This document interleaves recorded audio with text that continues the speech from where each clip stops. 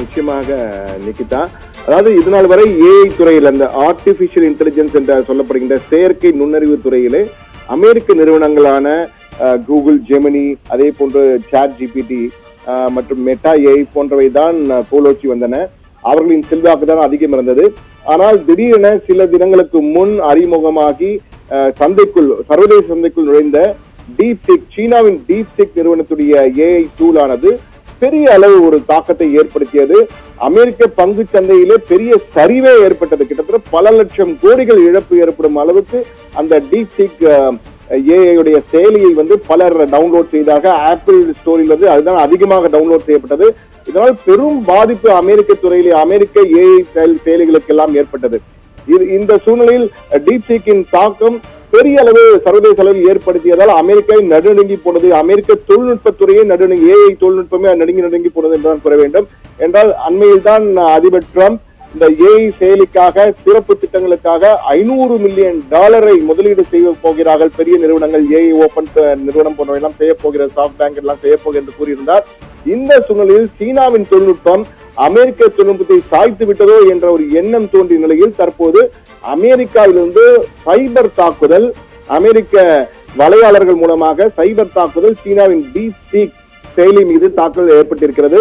இதனால் கடுமையாக அந்த செயலி பாதிக்கப்பட்டிருக்கிறது. டவுன்லோட் செய்ய முடியாத சூழல் ஏற்பட்டிருக்கிறது.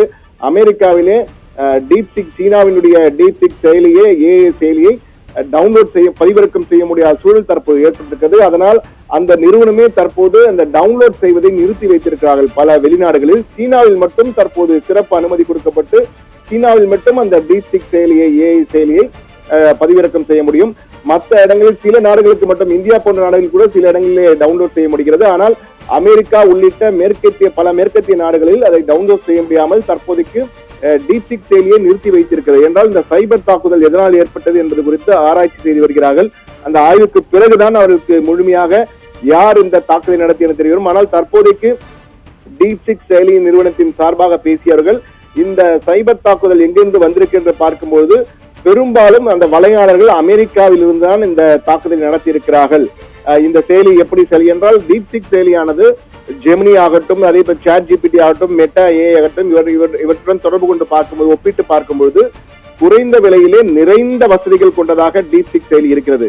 எனவேதான் டீப்சீக் செயலியை அனைவரும் விரும்ப ஆரம்பித்திருக்கிறார்கள். ஆனால் இந்த சூழ்நிலையில் தற்போது இந்த தாக்குதல் காரணமாக அந்த டீப்சீக் செயலியை முடக்கப்படுமோ என்ற ஒரு அச்ச சூழல் சீனாவிலே ஏற்பட்டிருக்கு. ஆனால் சீனாவின் சார்பிலே, டீப்சீக் செயலின் சார்பிலே பேசியவர்கள் இந்த சைபர் தாக்குதலை நாங்கள் சமாளித்து மேலும் பாதுகாப்புகளை கொண்டு வருவோம் என கூறியிருக்கிறார்கள். ஆனால் இந்த சைபர் தாக்குதலை பார்க்கும்போது இது போன்ற ஏஐ செயலிகளிலே அதிக அளவு சைபர் தாக்குதல் ஏற்பட்டால் அதிரடியாக பல விடயங்களை மாற்ற முடியும். தலைகீழாக ஏற்கனவே ஏஐயினால் அனைத்தையுமே அதாவது இறந்து போனவர் பேசுகிறார், உயிரோடு இருப்பவர் மாதிரியே அவர் பக்கத்திலே இன்னொருத்தர் நிற்கிறார் போன்ற பல ஏமாற்று வித்தைகள் எல்லாம் செய்யப்படுகின்றன. தற்போது சைபர் தாக்குதல் நடத்தப்படுவதால் மேலும் பல அச்சத்தை ஏற்படுத்தும் வகையில் தான் இருக்கிறது. ஆனால் தற்போது டீப்சீக் செயலி முடங்கும் நிலையை நோக்கி சென்று கொண்டிருக்கு. இது பெரிய சதி இருக்கிறதோ என்று ஐயப்பட்டு அந்த தாக்குதலை சமாளிக்கும் வகையில் டீப்சீக் செயலின் சார்பில் ஈடுபட்டிருக்கிறார்கள். எது எப்படியோ ஏஐ, செயற்கை நுண்ணறிவு, ஏஐ செயலியின் புதிய போர், இது ஒரு சைபர் போராக தொடங்கி இருக்கிறது, தொழில்நுட்ப போர் தொடங்கி இருக்கு என்றுதான் தற்போது பார்க்க வேண்டியிருக்கிறது. நிகிதா, விவரங்களுக்கு நன்றி சண்முக சுந்தரம். சீனாவின் டீப்சீக் செயலி மீது அமெரிக்காவிலிருந்து சைபர் தாக்குதல் நடத்தப்பட்டிருப்பதாக தகவலானது வெளியாகியிருக்கின்றது. அண்மை செய்தியாக பார்த்தோம். விவரங்களை எமது செய்தி தலைமை சண்முக சுந்தரம் வழங்கியதை கேட்டோம்.